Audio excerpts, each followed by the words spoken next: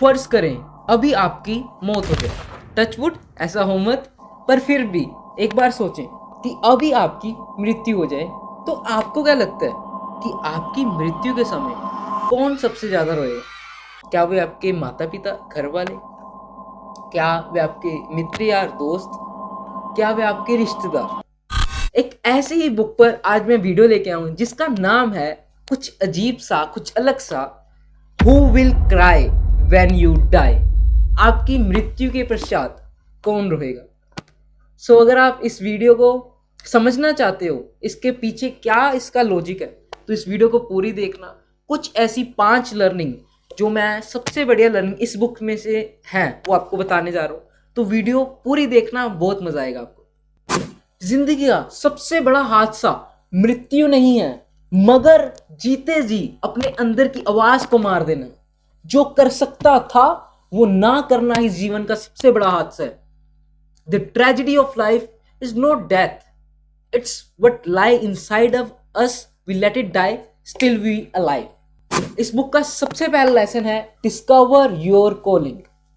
ये बुक केवल हमें ये नहीं बताती कि हमारी मृत्यु के बाद कौन रोएगा, ये बुक ये भी बताती है कि एवरेज पीपल और सक्सेसफुल पीपल में क्या डिफरेंस है। हम सोचते रहते हैं कि ऐसा क्या है जो हम में नहीं है और उनमें है, ऐसा क्या है जो इलोन मस्क में है, जेफ बेजोस में है, मुकेश अंबानी में है और हम में नहीं।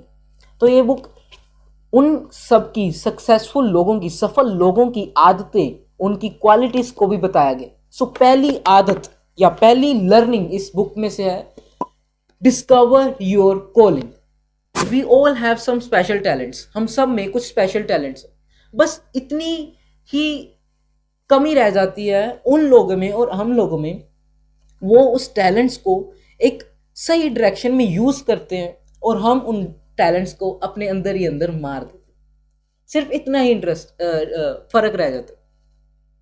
आप में भी कोई ना कोई टैलेंट होगा, आपको भी कोई ना कोई चीज किक करती होगी, कोई चीज आपकी हॉबी होगी, but due to some reasons we let it die inside of us. That is why the first lesson of this book is discover your calling. Jeff Bezos once said, the founder of Amazon company, Jeff Bezos ने कहा था कि जीवन में 3 चीजें ही होती हैं। पहला प्रोफेशन, किसी के प्यास हो, दूसरा करियर और तीसरा calling. And the best among these is calling. कि क्या चीज आपको इंस्पायर करती है, मोटिवेट करती है, किक करती है कि नहीं यार आज मेरा मन नहीं है फिर भी मैं करूंगा। सोते सोते आवाज आए कि नहीं आज करूंगा, मैं ये काम करूंगा। That is called your calling which you enjoy while doing.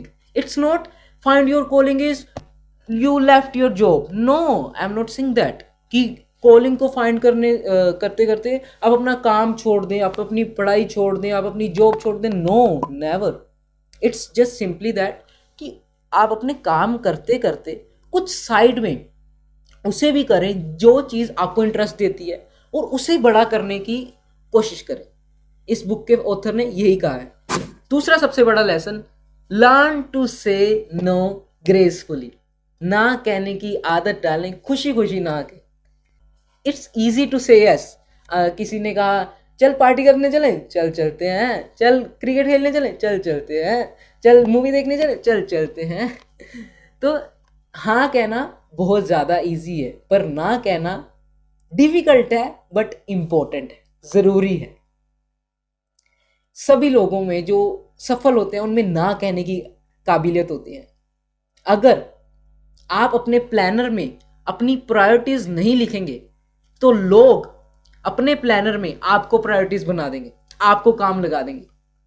मैं फिर कहता हूं, अगर आप अपने प्लानर में अपनी प्रायोरिटीज नहीं लिखेंगे कि आज मैं क्या करना चाहता हूं, क्या सबसे इंपॉर्टेंट है, तो लोग आपको उनके प्लानर में अपनी प्रायोरिटीज बनाकर काम करवाएंगे। राइट? तो अपनी प्रायोरिटीज बनाएं, उस पर स्टिक रहें, और जब भी कोई आपको कोई काम या बुलाना चाहे तो तब नो कहना भी सीखें। There are various way to say no gracefully. पहला मैं आपको बताता हूँ जो मुझे अच्छा लगा, फैसिनेट किया, कि अगर किसी ने कहा कि यार चलेगा मेरे साथ, या कोई आपसे बड़ा है, तो एक रिस्पेक्टफुली नो कहना सीखें। ऐसा नहीं कि वॉलंटली कह दें, किसी की हर्ट हो फीलिंग्स, एक रिस्पेक्टफुली कहें। उसकी मैं आपको एग्जांपल देता हूँ।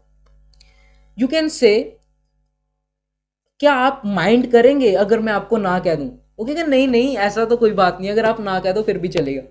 तो ये वाली लाइन बहुत अच्छी रहेगी। किसी ने कहा यार आज क्रिकेट खेलने चलते हैं, आपने कहा दोस्त दोस्त यार अगर तू माइंड तो नहीं करेगा अगर मैं ना कह दूं?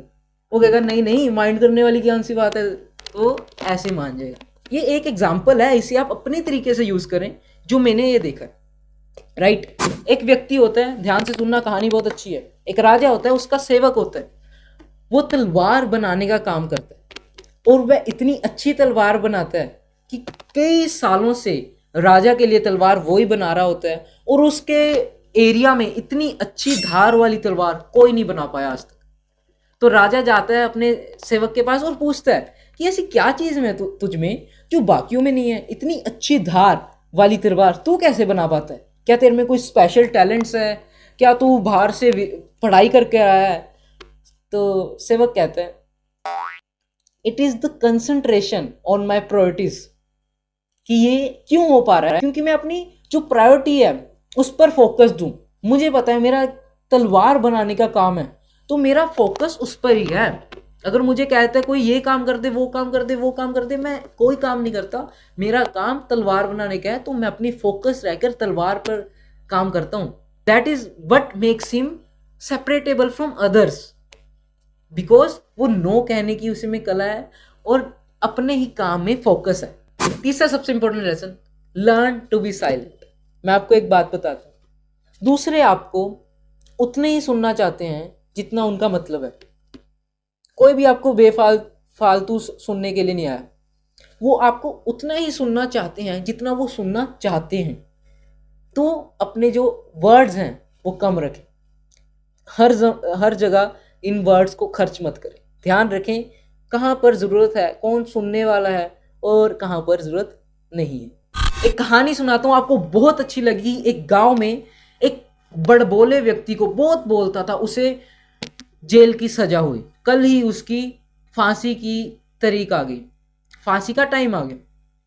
तो जब फांसी उसे लग रही थी तो रस्सी टूट जाती है और जो सारे राजे के सेवाकार होते हैं वो राजे को बताते हैं कि जो व्यक्ति को आज फांसी देनी थी उसकी रस्सी टूट गई है। तो राजा कहते हैं कि कैसे टूटी? वो कहते जब उसे लगा रहे थे उस स्ट्रक्चर में तो रस्सी टूट गई। तो राजा कहता अगर ऐसे हमारा एक नियम है कि अगर किसी फांसी लगाते समय किसी की रस्सी टूट जाए, इट मीन्स ये भगवान का वो है कि इसे मत मारो, एक इशारा है कि इसे इसकी जान मत लो। बट मैंने पहले ही कहा वो इंसान था बड़बोला, बहुत बोलता था, इसी कारण क्या हुआ अभी बताता हूँ। तो फिर वो राजा आया सेवादारों के साथ जेल में। तो बड़बोला इंसान बोला कि राजा तुम्हारे यहाँ एक अच्छी रस्सी भी नहीं है, तुम्हारे पास एक अच्छी रस्सी का इंतजाम भी नहीं कर पाए, इतनी घटिया क्वालिटी की रस्सी थी, मुझे सहार नहीं पाई और टूट गई। राजा को आ जाता है गुस्सा और कल ही उसे फिर फांसी की सजा देता है और इस बार रस्सी नहीं टूटती। इसी कारण कहते हैं लर्न टू बी साइलेंट, उतना ही बोलें जितना आवश्यक। फोर्थ सबसे इंपॉर्टेंट लेसन, लाफ हो, हंसो यार, क्या बात है। हैप्पीनेस एक चॉइस है, एक अपना ही चॉइस है, ये किसी प्रोडक्ट से नहीं आती, किसी सर्विस से नहीं आती, ये एक हमारी ही चॉइस है कि हम कब खुश होना चाहते हैं, कब दुखी होना चाहते हैं। जब हम खुश होना चाहते हैं तब हम खुश हो सकते हैं और जब हम दुखी होना चाहते हैं तो दुखी हो सकते हैं। इनमें से ज़्यादा अच्छी क्या है? अब मैं आपको ही पूछ रहा हूँ, दुख होना या खुश होना? जो आपको ठीक लगता है उसे चूज करें। फिफ्थ सबसे important lesson, get good at asking. अच्छे क्वेश्चन पूछो और पूछने की कला डिवेल्प करो। मैं आपको बात बताता हूँ, अगर आप कोई क्वेश्चन पूछोगे, शायद आप अगले 5 मिनट तो बेवकूफ़ कहला दिए जाओ बाकी लोगों के द्वारा, बट आप अपनी सारी जिंदगी फिर एक अच्छी जिंदगी जियोगे, एक बुद्धिमान व्यक्ति की जिंदगी जियोगे, क्योंकि आपको पता लग गया उसका क्या आंसर था। बट वो व्यक्ति जो 5 मिनट बेवकूफ़ नहीं कहलाने चाहता, उसे शर्म आती रहती है, वो सोचते लोग क्या सोचेंगे, मैं बेवकूफ़ कहलाया जाऊंगा, फिर वो अपनी पूरी सारी जिंदगी बेवकूफ़ की तरह जीता है। सो get good at asking. Elon Musk भी ये कहता है कि सबसे इंपॉर्टेंट स्किल अगर आप समझ सकते हो वो है आस्किंग राइट क्वेश्चंस की स्किल, कि किस व्यक्ति से क्या क्वेश्चन पूछ सकते हैं और किस समय में पूछ सकते हैं। देखो बोलना सभी सीख जाते हैं, पर क्या बोलना कब बोलना, कैसे बोलना, इसे सीखने के लिए हमारी सारी पूरी जिंदगी लग जाती है। और आखिरकार उस पल का इंतजार खत्म हुआ जिस क्वेश्चन को मैंने शुरुआत में पूछा था आपसे, कि कौन रोएगा अगर आपकी मृत्यु हो जाए। तो मैंने आपको ऑप्शन दिए थे कि आपके फैमिली मेंबर्स, आपके फ्रेंड्स, आपके रिलेटिव्स।